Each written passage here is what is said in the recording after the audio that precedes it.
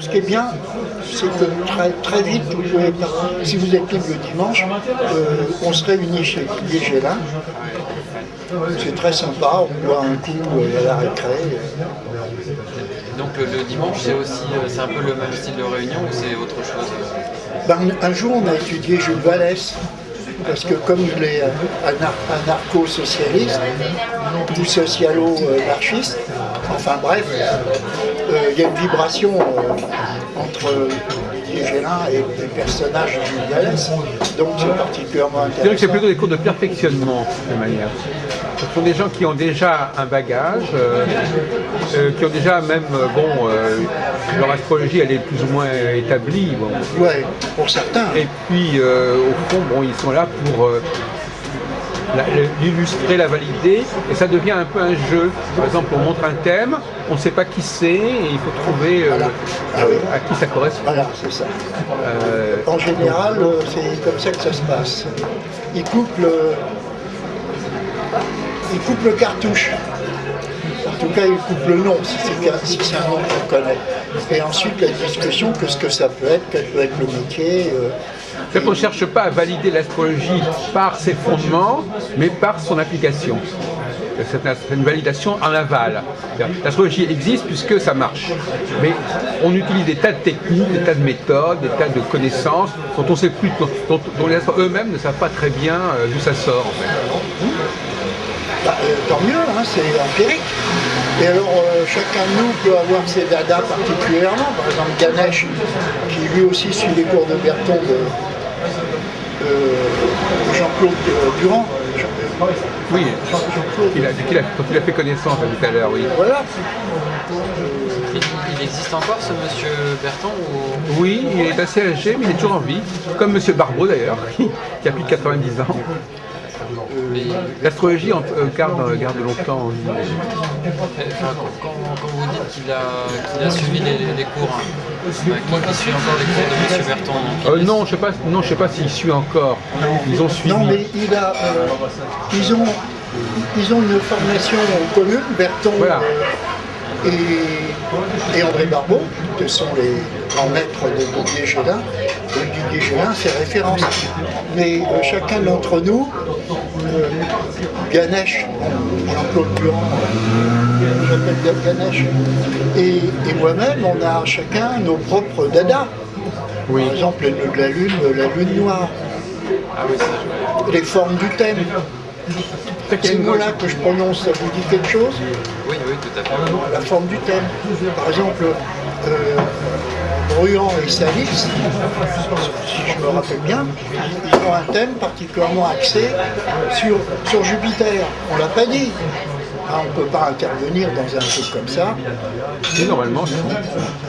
Non, mais je veux dire, c'est pas le lieu. Dans nos réunions du dimanche, quand on peut dire des gens aussi intéressants à une réunion, il faut les faire participer, je trouve ça logique. Bon, d'accord, mais là, il n'y avait pas le temps. Ah, le temps. Voilà, c'est ça. Ils ne nous refusent pas d'intervenir, mais là, on passe la moitié du temps à écouter des disques, évidemment, ça bouffe le temps. Eh ben, je trouve ça très bien. On ne peut pas tout faire. Si on passe la moitié du temps à écouter des instruments... Alors, chez Didier Gélin, je te préviens tout de suite, quel est ton prénom? Édouard. Édic. Parce qu'il parle russe aussi. Édic, c'est une île de Bretagne qui s'appelle Édic. Dans Morbihan. Oui, du coup, je ne sais plus ce que je racontais, mais tu es en train de polluer ta caméra. C'est vrai. Vous conseillez de... Ah oui. Alors, le dimanche, la motivation, pour moi, je viens d'assez loin, transport en commun, parce que...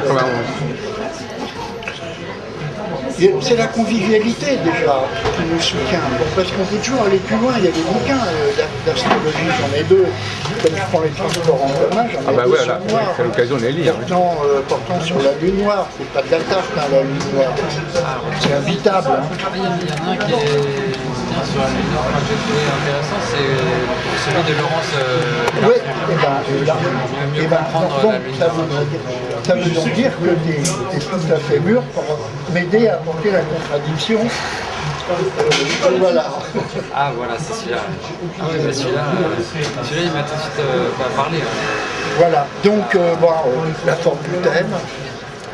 Il n'y a pas beaucoup de gens qui ont écrit sur la Lune Noire. Ben, il m'a prêté le bouquin de Jacqueline Aimé sur la question. Oui. Enfin, qui ne traite pas que de ça. Il n'est pas consacré qu'à ce sujet. Si. Ah bon? Comme ces deux-là sont consacrés qu'à Il y a ce aussi Georges Ruchet. Il y en a pas mal, pas souvent. Bon, alors toi, tu as besoin de la Lune Noire pour comprendre un thème, c'est ça? En tout cas, ça me passionne d'essayer de... Parce que s'il y a une dimension psychanalytique avec la Lune Noire. Ah oui. Donc, je considère... Bon, chacun pense ce qu'il veut ou est motivé comme il veut. On est dans la liberté, puisque nous sommes sur la coupe sous la maîtrise de Sainte Uranus, alias Sainte Uranie. Hein, c'est le nom de ta chaîne. Uranie, c'est pas le nom que tu as donné à ton organisation? Non, jamais, non. Uranie, Californie. Urania, Oui. Moi, je dirais plutôt Sainte-Urine. Ouais, pourquoi pas. Ah oui, pour ceinturer, il faut bien ceinturer le sujet.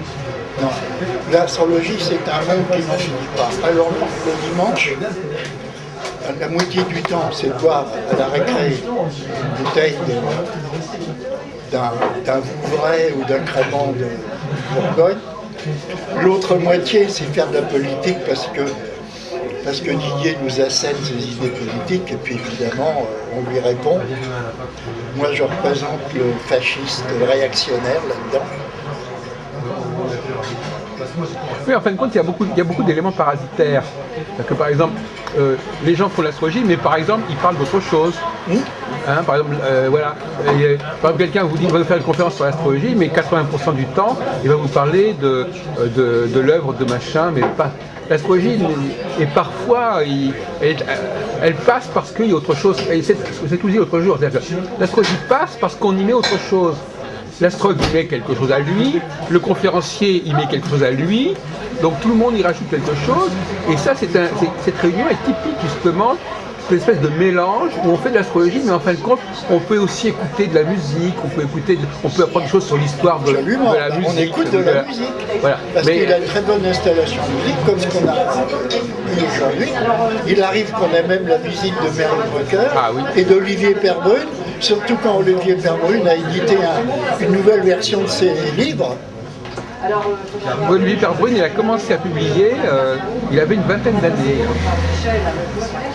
Oui, il était c'est un garçon intéressant. Il était très précoce, moi je l'ai connu à ce moment-là. Olivier Perbrune et Marie Clavel, c'est amusant parce que tous les deux faisaient partie de mon école d'astrologie dans les années 60. Qui, pardon? Perbrune et Marie Clavel. On se connaît depuis la fin des années 70. Il est très sympa. Et ils enseignaient tous les deux à la faculté libre d'astrologie de Paris, qui a été un haut lieu d'enseignement astrologique. Bon, alors lui, il appréhende à travers la philosophie, l'ésotérisme, les tarots aztèques. Il a inventé qu'il y a 24 signes du zodiaque. Chaque signe du zodiaque, il y a deux parties. Il y a les trois décans, tu sais, vous savez, les trois décans. Mais lui, c'est deux moitiés. Et il a réécrit une définition de 360 degrés monomères. Tu sais ce que c'est, les degrés? Ah, est-ce qu'il sait ce que c'est? Les degrés, c'est l'angle... Les degrés symboliques. Les degrés symboliques, ouais. Chacun des 360 degrés correspond à une image. Vous connaissez ça? Vous en avez parlé de ça? Je connais juste les degrés, mais je ne sais pas exactement à quoi ça correspond. C'est un des aspects les plus mystérieux de l'astrologie. Alors là, on dit l'astrologie, on parle d'astrologie, et en fin de compte, on a mis des trucs complètement bizarres dans l'astrologie.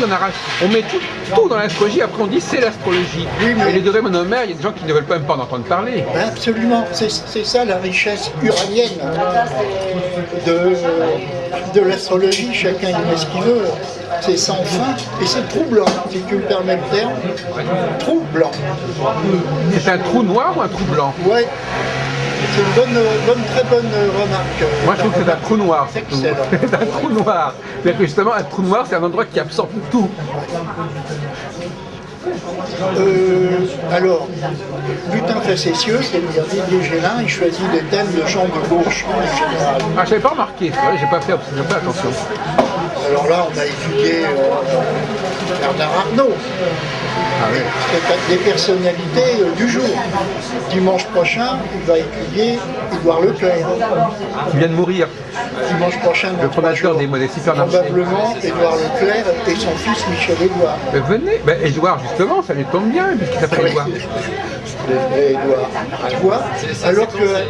Dimanche à 14h, à 16h à la Bastille. Oui, oui. Passage Saint-Sébastien. C'est 10 euros, je crois. Oui, 15 euros. 15 euros. Ah oui, quand même. On lui verse 15 euros. Ça dure 2 heures et ça comporte. Tu veux un papier? Tu veux que je te note ça sur un papier? Avec le numéro de téléphone de filiation, l'hérédité astrologique, Ah, des choses comme ça. Oui, c'est ça, le transgénérationnel.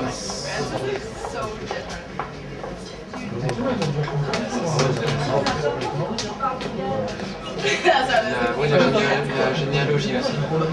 C'est ça.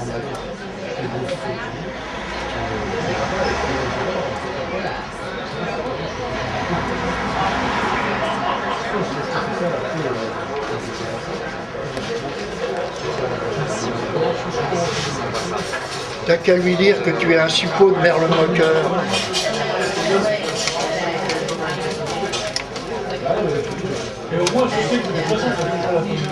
Oui, suppôt de Merle-Moqueur.